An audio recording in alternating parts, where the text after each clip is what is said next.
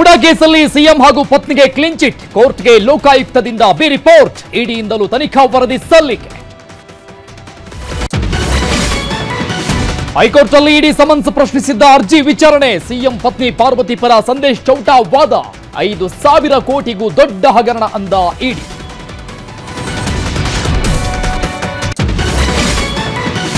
ಯತ್ನಾಳ್ ಬೈಗುಳಗಳನ್ನೆಲ್ಲ ಪಟ್ಟಿ ಮಾಡಿಟ್ಟಿದ್ದೀನಿ, ಸಮಯ ಬಂದಾಗ ಉತ್ತರ ಕೊಡ್ತೀನಿ ಎಂದ ವಿಜೇಂದ್ರ.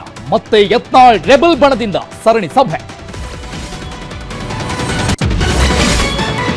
ಉದಯಗಿರಿ ಗಲಭೆ ಆರೋಪಿ ಸತೀಶ್ ಗಡಿಪಾರಿಗೆ ಸಿದ್ಧತೆ, ಕಾರಣ ಕೇಳಿ ಆರೋಪಿಗೆ ನೋಟಿಸ್, ದೊಂಬಿಗೆ ಪ್ರಚೋದಿಸಿದ್ದ ಮುಸ್ಲಿಂ ಧರ್ಮಗುರು ಅರೆಸ್ಟ್. ದೆಹಲಿ ನೂತನ ಸಿಎಂ ಆಗಿ ರೇಖಾ ಗುಪ್ತಾ ಪದಗ್ರಹಣ, ಪ್ರಧಾನಿ ಮೋದಿ, ನಡ್ಡಾ, ಅಮಿತ್ ಶಾ ರಿಂದ ಶುಭ ಹಾರೈಕೆ. ಬಿಜೆಪಿ ಮೈತ್ರಿಕೂಟದ ನಾಯಕರು ಭಾಗಿ.